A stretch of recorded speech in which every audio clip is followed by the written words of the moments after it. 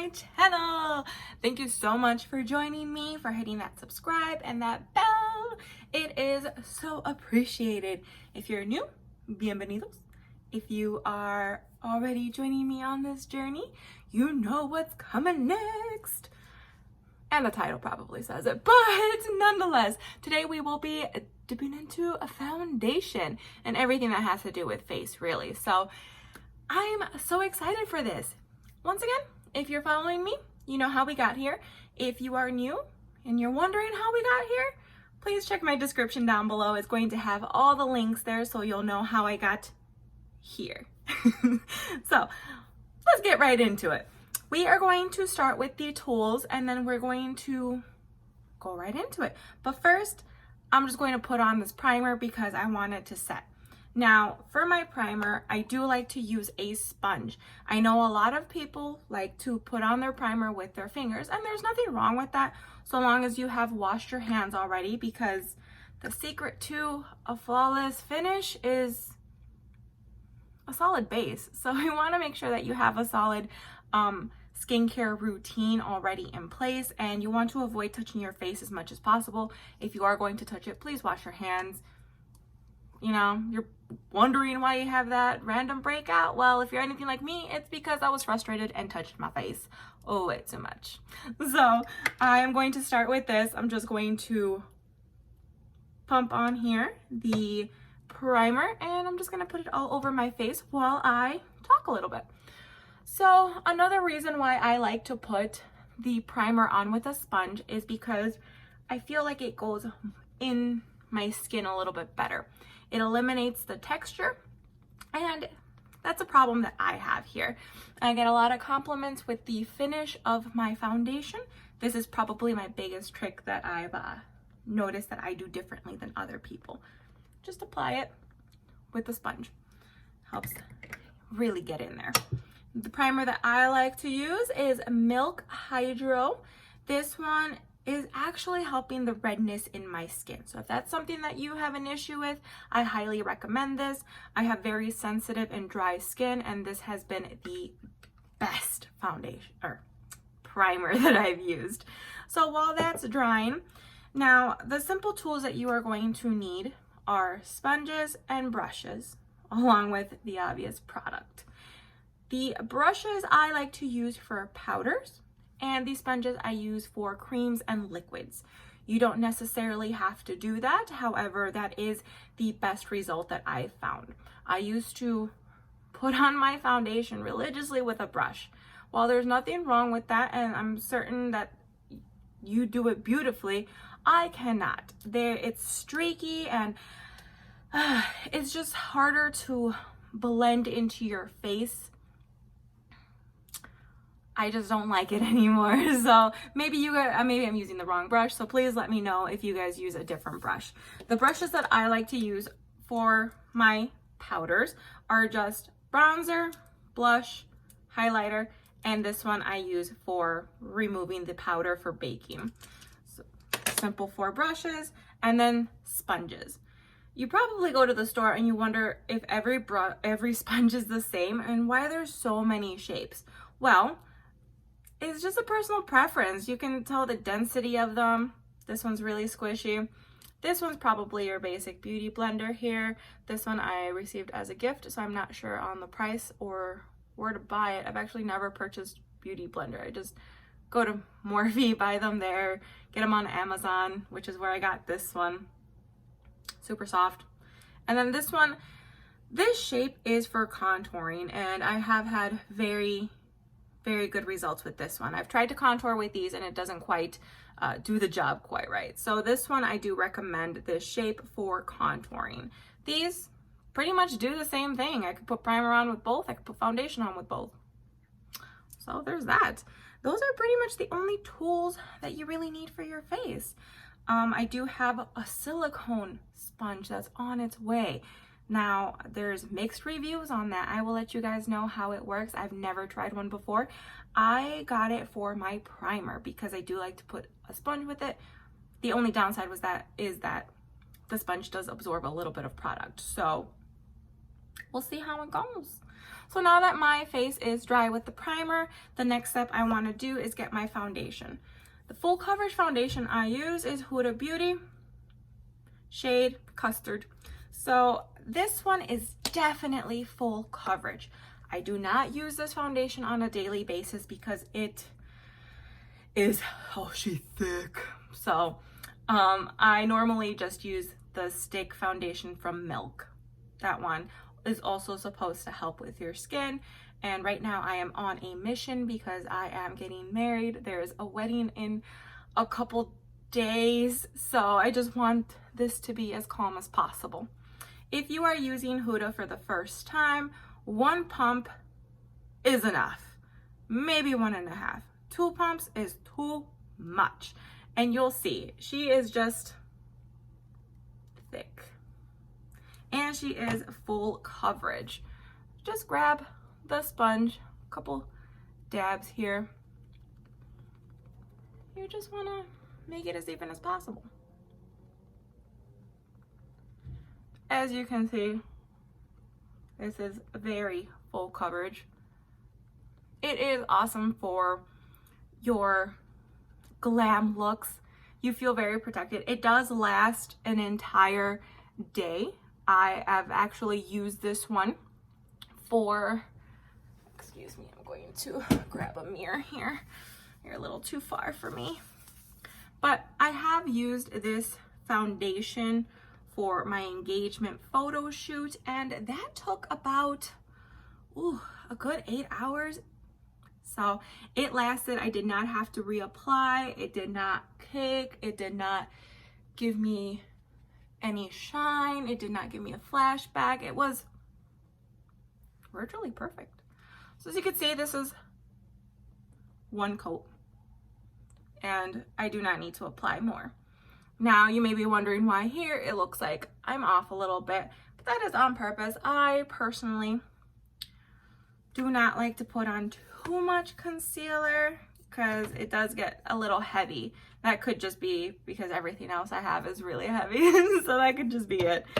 But after that, normally what I do is I would grab my concealer and I would just put it right under my eyes, a little bit on the forehead, a little bit on the chin if I'm feeling extra feisty. There you go. And that's the only areas that I do. Now, if you are worried about any redness, any, well, not just redness, but more if you have breakouts, if you want to hide anything, and you want to color correct, I would recommend doing that before the foundation. I do have the green color corrector concealer. However, right now, my skin's pretty good, so fingers crossed it stays this way. The color corrector is helpful to some and not to others. I know there are some mixed reviews on that, and I feel that it's just the way that it's being used. The green, you can't cover that. You have it and then you put on your foundation and you're like, well, now I just have a green blemish instead of a red one. Well, the trick to that is that I would recommend, you're not supposed to, I guess. I don't know if you are, I'm not a professional, but you will have better luck mixing your concealer with the green color corrector, because the color corrector, it cancels out the red, but your concealer will help cancel out the green. So then you're just left with your flesh tone. So mix a little bit of the green color corrector with a little bit of the normal concealer that you would normally wear. You put it on the back of your hand, just mix them and apply them. And you'll notice right away that it covers the red, it eliminates it, and then you're left with a better tone to put foundation right on top of it, and it takes away that green hue. Now, if you are unfamiliar with color correctors, just grab a color wheel and the concern that you have, go across the color wheel. That color is going to help eliminate it. So you have green, helps eliminate the red. Blue will help eliminate like peach, No, oh my goodness, it's the other way around. The beige will help eliminate the blue. There you go. So that's kind of how you can help determine what color corrector you need. Usually for dark circles, you'll need an orange, peachy color. That's going to help that. For redness, green. So we will have those. My next step, continuing on to this, is powder. Now, this is usually when people would refer to this as baking. I'm not quite sure if I'm baking just because I don't do a whole lot of it, because I am very dry all the time. So the more you bake, the drier you get, the drier you are. Well, you know, you get my skin. So I do not put any of this on my forehead because that is a problem area that I have for flaking. So for right now, I'm just going to leave this area here because we don't want it to crease anymore. We want it to stay as flawless as possible. Meanwhile, we're going to grab our contour stick. This is Fenty. I absolutely love this one. It's very creamy. It's very blendable. I don't have any problems with this so far, so I highly recommend it.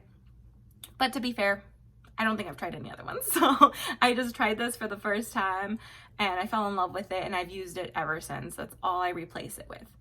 So with the darkest shade, we are going to contour. The purpose of contouring is finding it's basically reshaping your face. You want to create shadows and highlights. Right now, where we are baking, it is technically our highlighted area. So where you see the light hitting me, you want these to reflect. If you want the shadows, it's going to slim you up. This is why you'll see people putting the contouring on their nose, putting it on their clavicle, putting it on their chest. That's just, it helps enhance certain areas. I personally only like to keep this to my face. I do not add anything anywhere. Everybody knows I'm part of the itty bitty titty committee, so I do not need any contouring on the chest. Y'all know me, it's cool. For here, I just like to grab, well, this is how I determined it the first time. Just suck your cheeks in. That's where you're gonna want your contour. That's where you're gonna want your shadowing right there. So I start from here, one line, here, another line. Now, I like to add a little bit on my forehead, so I just do little strokes here. And then on my jawline, I go down. And then I kind of want my chin to look a little bit thinner. So just add those right there. The nose, I do not do because my nose sweats so much. It is pointless. I'm gonna grab my contour sponge and I'm just going to dab it downwards. You want to make sure you blend this out into your neck. If not, you will be walking around with a dark line and you may give off the appearance of looking slightly dirty. So the contouring, this is probably the most tedious part of makeup, just because you have to be very, very careful to blend everything out appropriately. And then, if you hear people talking about beating their face, this is what they're talking about. You never knew what that meant. I know the first time I heard that, I was like, it's accurate. It's so accurate. Here, same thing, same side. You just want to go downward. With this side, well, with this portion of the contouring, I've noticed going downward gives you a better effect than going upward. I know we always want to pull the skin up to go against gravity and kind of help us out here. However, when I go up, it just doesn't give me the same blended effect. I'm not quite sure why. But here you'll see, it's blended out there. We're gonna do the same thing to this side.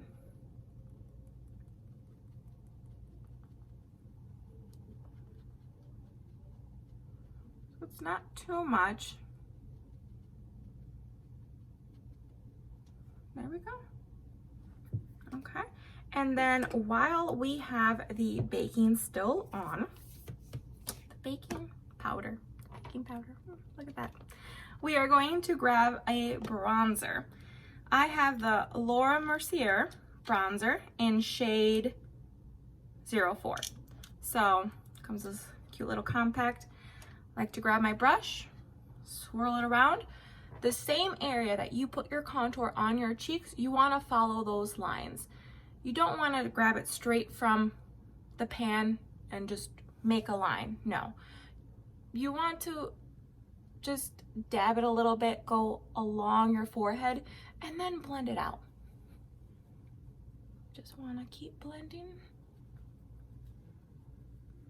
I'm going to fan it out as much as possible. Another swirl. Do the same thing.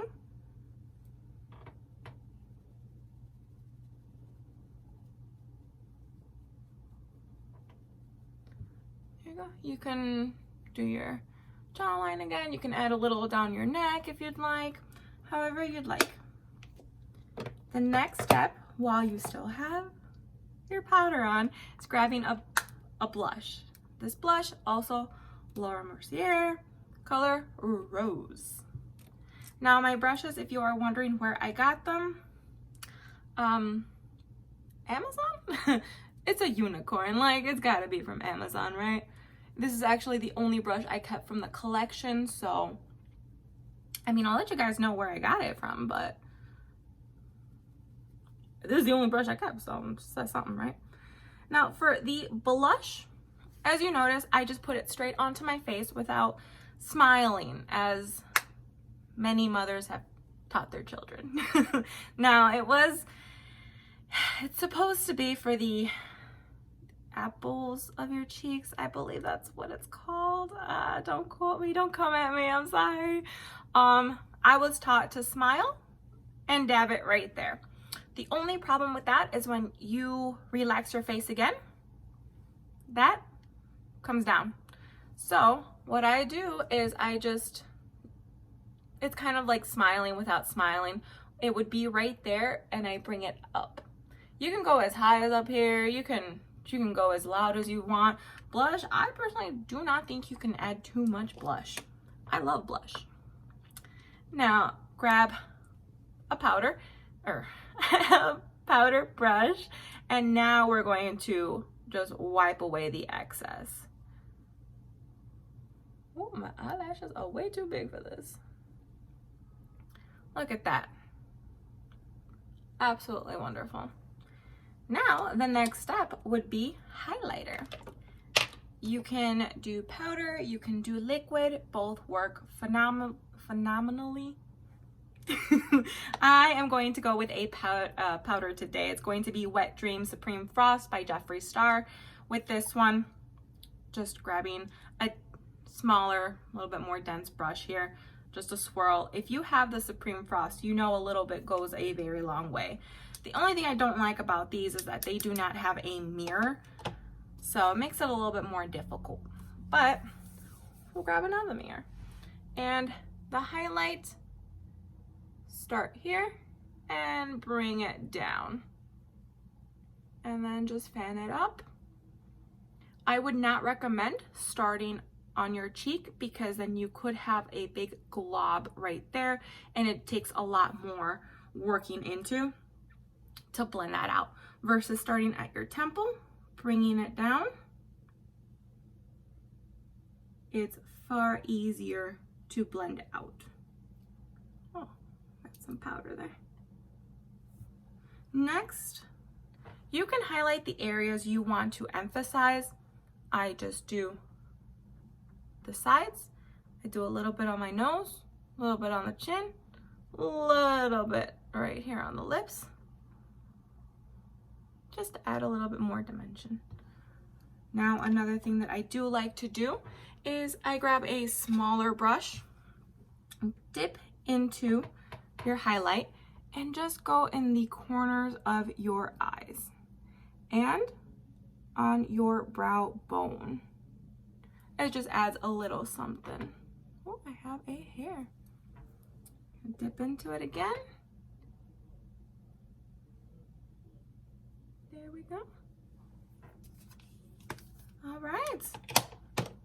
And surprisingly enough, that is it. We just want to finish it off with a little bit of setting spray. And while that sets, usually what I like to do, because I get so close to the eyes with the concealer, I do not add any mascara or any eyeshadow before finishing my foundation. I like to do that towards the end once everything is setting. I just grab a little brush. I dip into whichever color I would like. This is not the palette I wanted for that. Let's go ahead and just grab a green for this particular look. Just grab a smaller brush. We wanna just go along the lash line here to add a little color.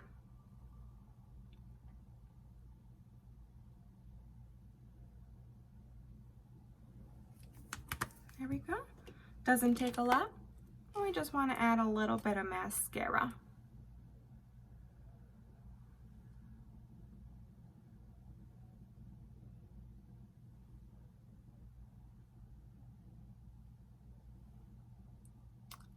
And there you have it. That is how I do my face, and that's how I complete my look. The last step would just be adding on a little bit of lipstick, whatever color you'd like, maybe a little gloss, a little lip balm for these crusty crusts, whatever you'd like to finish it off. But as you can see, it is not very difficult. It's not a whole lot of steps, a whole lot of layers. It just has to do with practice and the way that you become one with your tools. You'll discover if brushes are better for you, if sponges work out better for you. Now, I never mentioned, if you haven't used a sponge yet, I recommend that you get the sponge out of the packet, you run it under water, squeeze it a couple times so water gets in there. You wanna squeeze the final water out of it, grab a towel, squeeze it in the towel, that way you don't have the sponge dripping on you when you're applying any foundation or any product. This helps blend everything. It also helps the sponge not absorb as much product. There are sponges that allow the product, they allow you to use it dry. I've tried, and I'm not sure if it's just because my skin is very dry, but it just does not work out very well for me. So that's a little tip for the sponges if you've never used one. For the brushes, as much as I don't like using them for foundation, I have used them in the past, and the best trick for those is when you apply it, you blend it out, but then at the end you can stipple, and that helps, it helps blend out a couple lines. It's the only trick I really have for those. I promise you, if you've never used a sponge and you want to venture out and see how it works, you will not regret it. You will love it. It might take a couple tries to see which type of sponge you like, but once you get used to it, I don't think you'll go back. I've turned a couple people onto it, and you know what? They thank me every day. Look at that. So thank you so much for sticking around. I hope you found this helpful, informative, you enjoyed this. If you did, consider subscribing, and the more subscribers, the more likes, the more comments, the more content, because y'all know you get me super hyped. So I am so excited to be here. Thank you for having me. As always, I love you so much.